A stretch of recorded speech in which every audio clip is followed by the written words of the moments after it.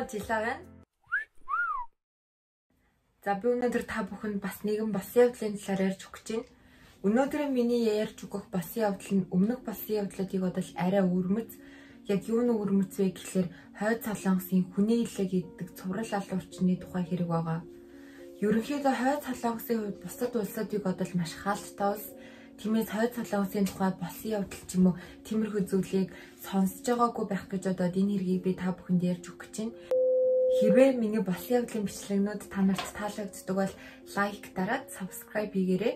Бас намайг дэмжиж миний Instagram хуудсыг дагаарай.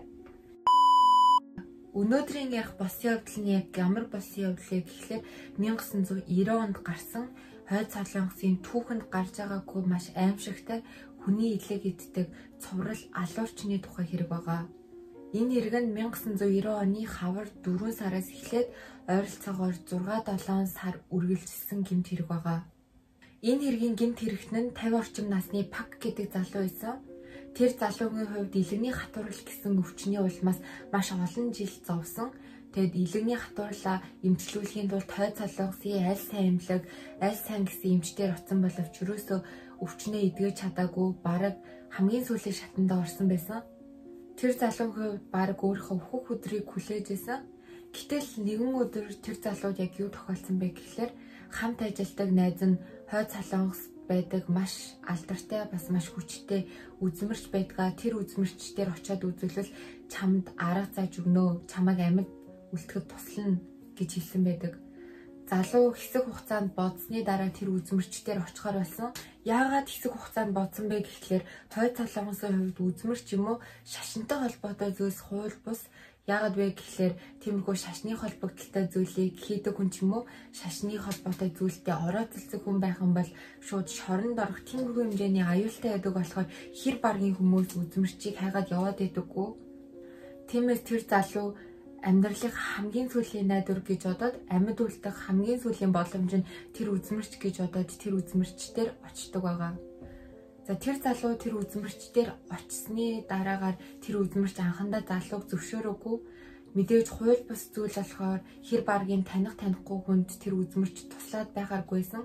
Гэтэл залуу тэр үзмэрчээс маш их гуйж та миний хамгийн сүүлийн боломж таал байхгүй бол би бараг өгөх гээд байна гэж маш их гуйсан болохоор тэр үзмэрч аргагүй ирэнд тэр залууд туслахаар болсон байдаг. Тэр үзмэрч тэр залууд юу гэж хэлсэн бэ гэхэлэр чи хэдэн өдрийн дараа хүрээ тэр би чамд тохирох зүйлийг олоод тэр үед чамд хэлье гэж хэлсэн байдаг. Залуу хэдэн өдрийн дараа үзмэрч дээр очтол тэр үзмэрч тэр залууд ингэж хэлсэн байдаг. Чамд амьд гарах ганцхан боломж байгаа. Тэр бол хүний илэг идэх. Залуу тэр үгийг сонсоод анхандаа амар их гайхсан.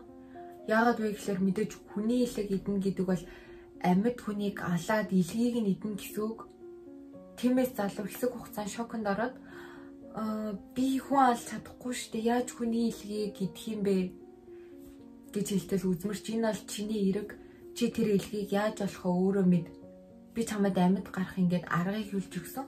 Чи амьдрын уу үхнэ өөрөө мэд гэж хэлсэн. Залуу үзмэрчийнхаас гараад гэртээ очиод бүр хэдэн өдөр яг яах учраа олохгүй маш их бодолд орсон. Яагаад вэ гэхлээр тэр залууд хоёр сонголт гарч ирсэн. Нэг нь өөрийнхөө өөхөх өдрийг хүлээгээд зүгээр гэртээ явдаг. Харин нөгөөх нь өөрөө өөхөхгүй тул бусдын амийг хороогоод бусдын илгийг идэж өөрөө амьд гарах. Гэтэ тэр залуу яг тэр илгийг идээд амьд гарах үгүйг яг сайн мэдэхгүй байсан. Гэтэ тэр үзмэрчийг ямар ч л байсан маш сайн үздэг үзмэрч гэж сонссон болохоор үзмэрчийн үгэнд итгээд амьдралынхаа хамгийн сүүлийн боломж гэж бодоод ерөнхийдөө хүний илэг идэхээр шийдсэн. Тэр залуу өөрийнхөө төлөвлөгөөг боловсруулж эхэлсэн. Хойд солонгосын хувьд гэмт хэрэг хэр барагтай нэг их гардгүй. Мэдээж хууль дүрмэн чанга маш хатуу дэлгэмтэй улс болохоор хэр барагтай тийм том аимшигтай гэмт хэрэгүүд гардаггүй. Тиймээс залуу яг яаж гэмт хэрэг үйлдэхээ маш удаан бодсон. Маш удаан бодсны эцэст хамгийн ихний байгаа 10 жилийн сурагчаар сонгосон. Хойд солонгосын 10 жилийн сурагчдын хувьд дунд сургуулийн 3 дугаар ангиас дээд сурагчид хавар болон намар тариалангийн талбай дээр очиж тариалангийн ажил хийдэг. Тухайн хэрэг гарсан үеийн яг хаврын 4-р сар байсан учраас 10 жилийн сурагчид тариалангийн талбай дээр тариалангийн ажил хийцгээж исэн. Сурагчдын хувьд өглөөний 9 цагаас оройн 6 цаг хүртэл ажиллаад оройн хоолоо идээд 2-2-ороо 3-3-аараа нэг өрөөнд унтцгаадаг байсан. Тэр үед сурагчид өдөржингөө маш их ажилласан учраас оройн хоолоо идээд шууд унтцгаадаг. Тиймээс сурагчдыг унтчих хооронд шөнийн 11 цаг орчмын үед тэр залуу сурагчдын унтж байгаа өрөө рүү нууцаар ороод хамгийн эрүүл гэж бодсон ахлах ангийн сурагчийн гизэнд шууд хутга дүрсэн байдаг. Мэдээж тэр хүүхэд орилоод сэрсэн. Тэр хүүхдийн орилаанаар эргэн тойрных нь хүүхдүүд ч гэсэн сэрээд тэр аваар хүүхдүүдийн орилолтон гарч бүр маш их эмх замбраагүй байдал үүссэн. Тэгээ тэр залуу өөрийнхөө хутгалсан хүүхдийг гар дээрээ өргөөд байшингаас гараад гүөхэд хүүхдүүдийн орилолтооноор цугласан нохооноор тэр залуу руу дайрж хуцалдаж эхэлсэн. Тэр нохооны маш их хуцалдаан болон хүүхдүүдийн орилолтооноос айсан залуу гартаа тэрвэржсэн хүүхдийг шууд газар тавиад цаашаа цутаасан байдаг.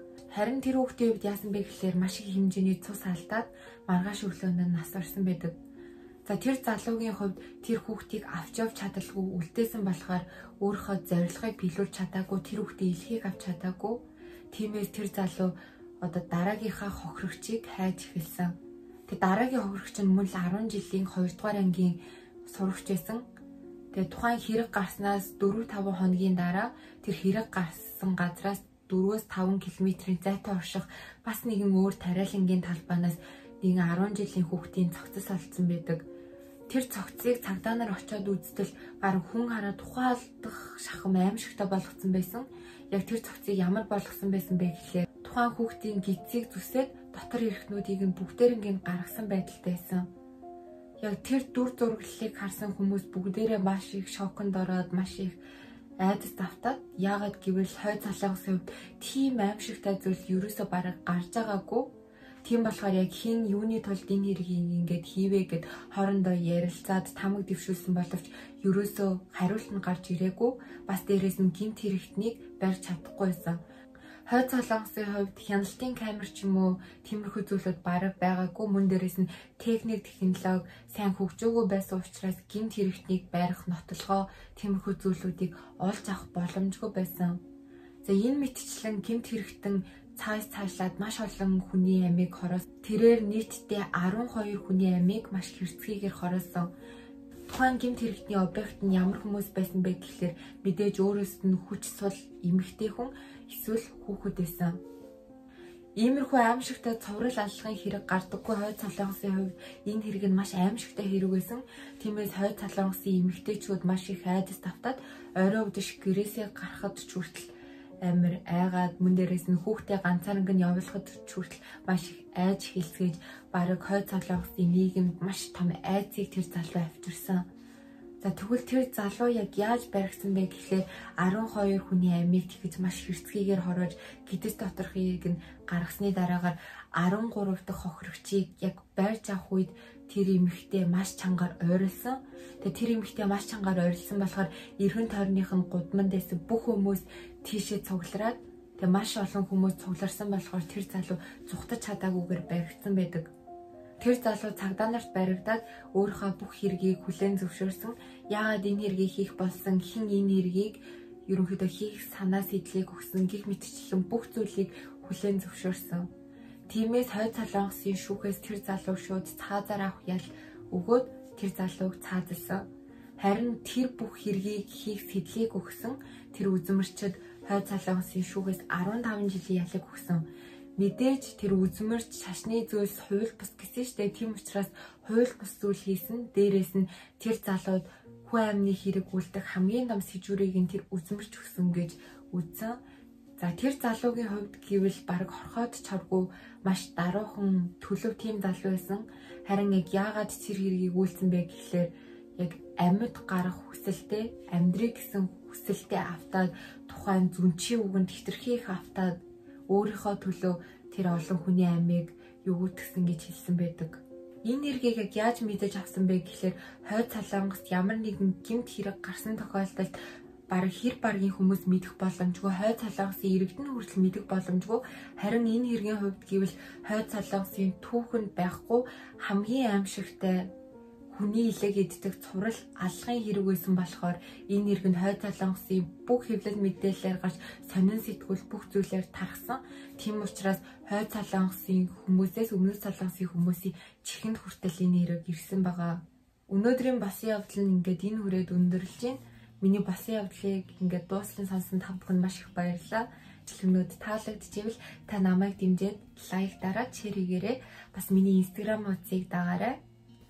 За дараагийн басан явдал хүртэл түр баяртай.